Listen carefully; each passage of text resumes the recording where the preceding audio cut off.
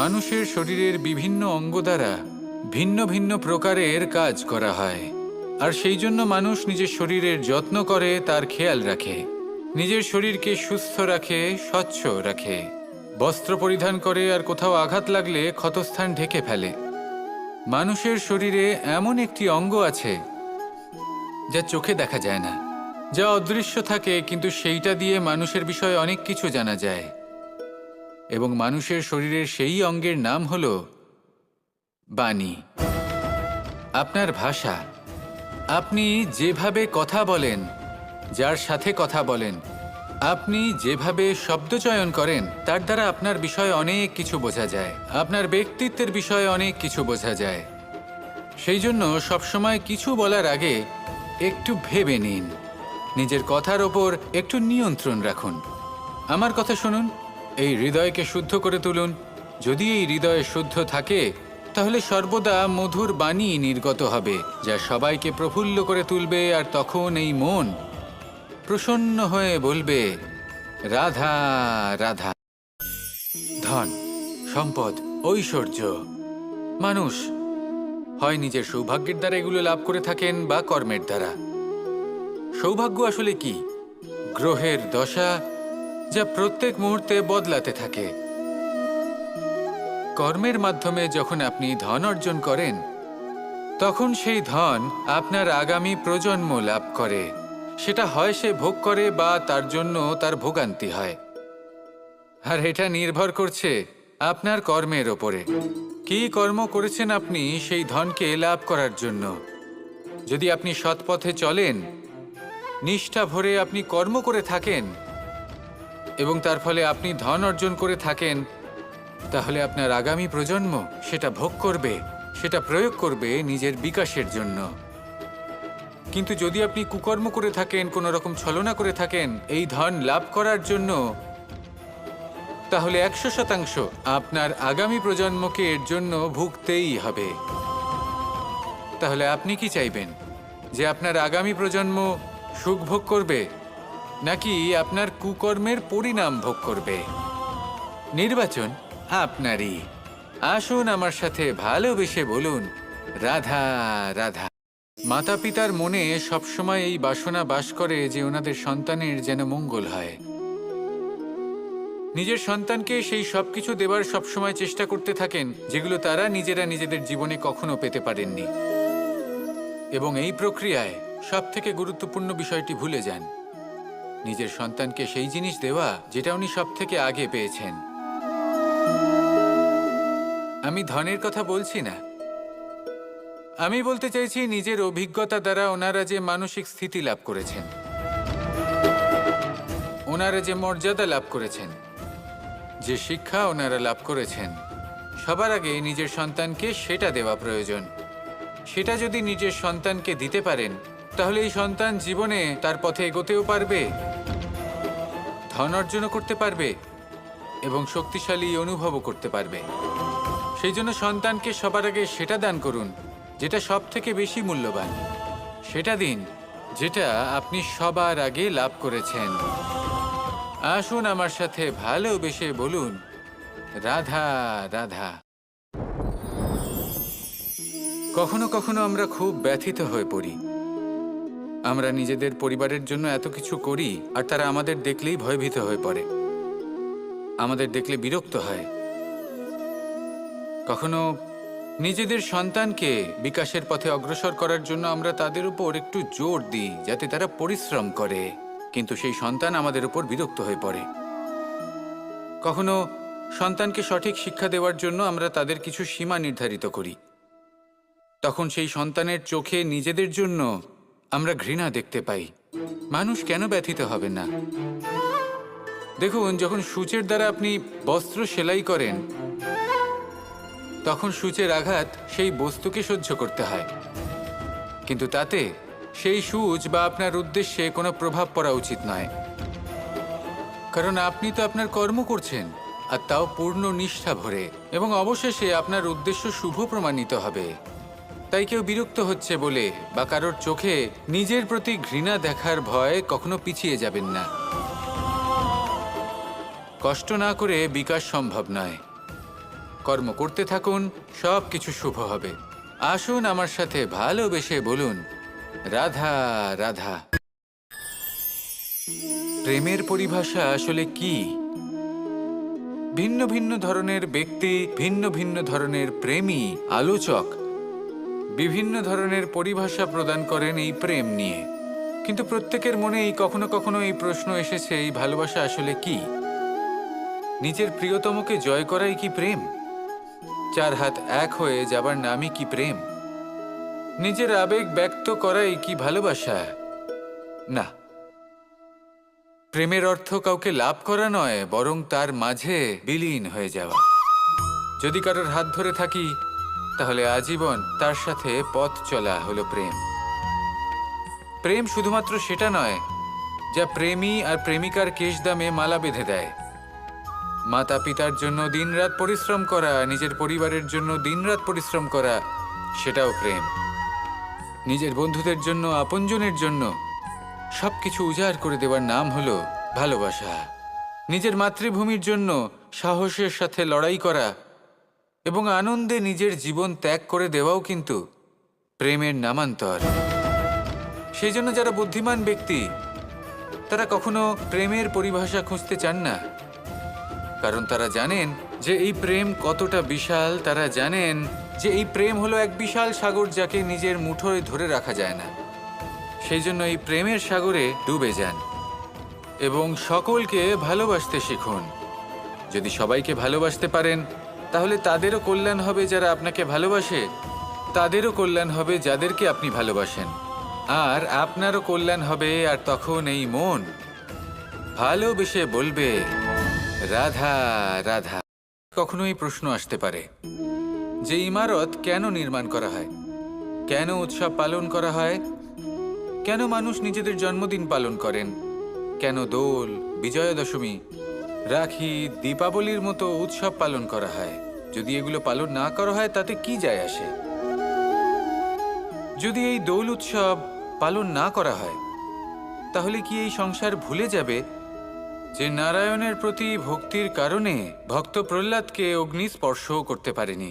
যদি বিজয়া দশমী পালন না করা হয়, তাহলে কি এই সংসার ভুলে যাবে যে এই দিনে শ্রীরাম রাবণকে বধ করেছিলেন? যদি আমরা দীপাবলির এই উৎসব পালন না করি, তাহলে কি এই সংসার এটা ভুলে যাবে যে অযোধ্যাতে অমাবস্যার এমন এক রাত এসেছিল যে রাত্রে অযোধ্যা পূর্ণিমার থেকে বেশি উজ্জ্বল হয়ে উঠেছিল? যদি এই রাখি উৎসব পালন না করা হয়, তাহলে কি এই সংসারের ভাই এবং বোনেরা একে অপরের প্রতি ভালোবাসা কি সেটা ভুলে যাবেন? বিষয়টা ভুলে যাওয়ার নয়, বিষয়টা হলো মনে রাখার। যখন জীবনে আমরা কোনো একটা স্থানে পৌঁছই, উপলব্ধিগুলোর উৎসব পালন করি, যাতে সেই মুহূর্তে আমরা সকলের মধ্যে আনন্দ ছড়াই এবং মানুষ সেই মুহূর্তটা মনে রাখেন। এই স্মৃতিগুলোই মানুষের মধ্যে বিশ্বাসের জন্ম দেয়। এই বিশ্বাস যে আগামী যেদিন আসছে তাতে আরও আনন্দের সম্ভাবনা রয়েছে।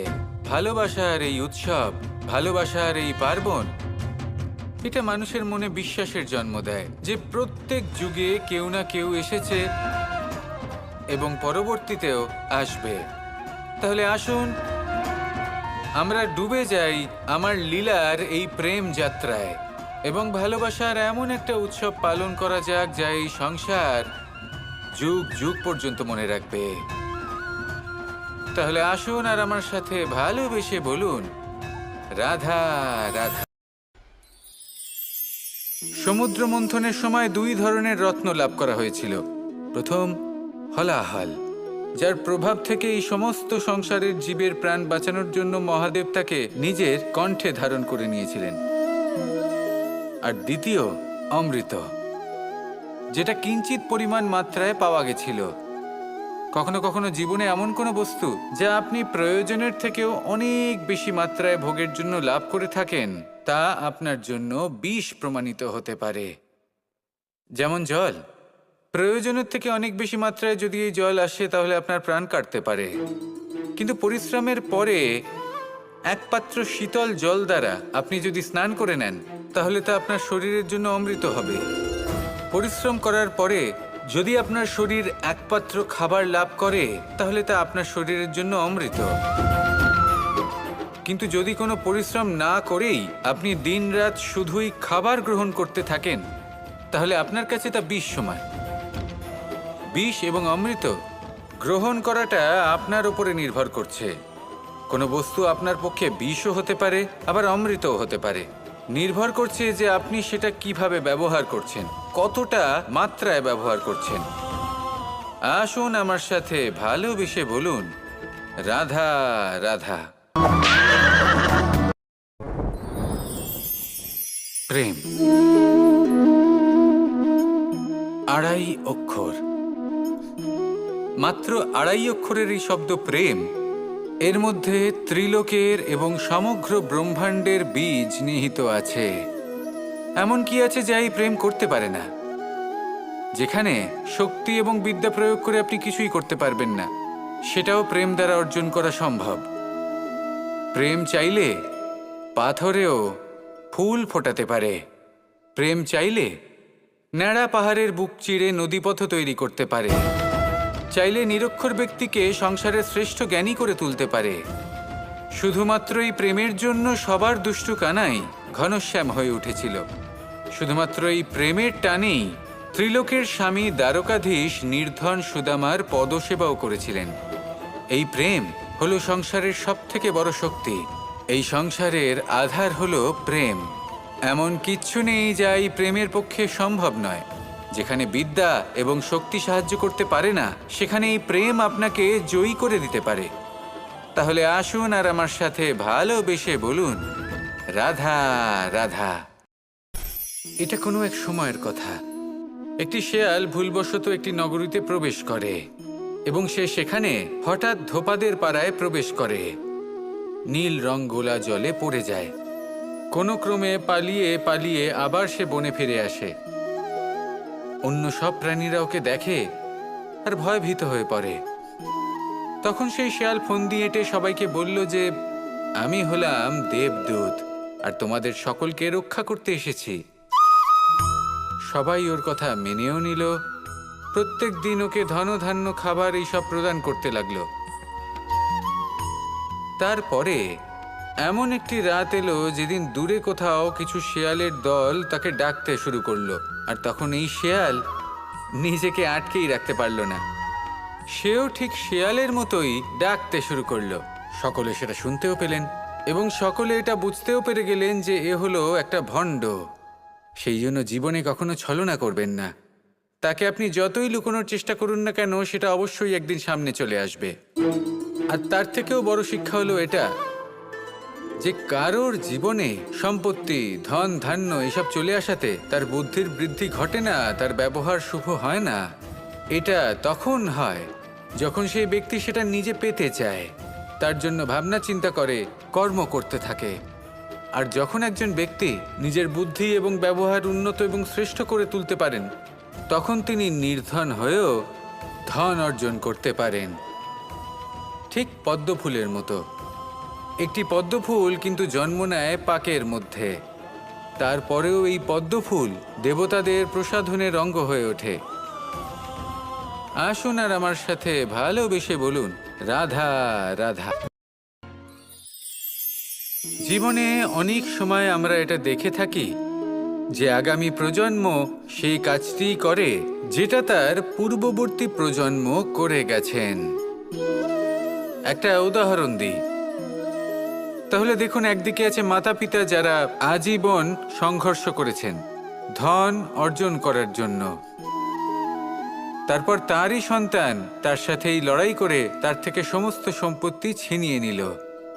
তারপরে যত সময় অতিবাহিত হয়, সেই সন্তানের সাথেও সেই একই ক্রিয়া ঘটতে থাকে। তার সন্তান তার সমস্ত সম্পত্তি ছিনিয়ে নেয়। তাহলে এমন কি সঞ্চয় করবেন যা পরবর্তী প্রজন্মকে দিয়ে যেতে পারেন, সেই বিষয়ে ভাবুন। ভেবে দেখুন, এই যে ধন সঞ্চয় আপনি করছেন, এর আসলে লাভ কি?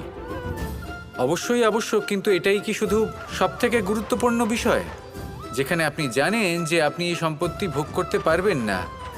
কারণ এই সমস্ত সম্পত্তি আপনাকে পরবর্তী প্রজন্মের হাতে সঁপে দিতে হবে। তাহলে ধন সঞ্চয় করুন, কিন্তু এমন একটা সম্পত্তি কেন সঞ্চয় করা উচিত নয় যার উপভোগও আপনি করতে পারবেন, পরবর্তী প্রজন্মকেও দিয়ে যেতে পারবেন, আর মতভেদও হবে না। এমন সম্পত্তি আছে, আর এই সম্পত্তি হলো প্রেম। যদি আপনার মনে কোনো কিছু সঞ্চয় করার বাসনা জেগে ওঠে, তাহলে প্রেম সঞ্চয় করুন। সেটা পরবর্তী প্রজন্মও পাবে এবং সেই প্রজন্ম ভবিষ্যতে ভালোবাসা ছড়াতে থাকবে। আর তখন এই মন সুপ্রসন্ন হয়ে বলবে, রাধা রাধা।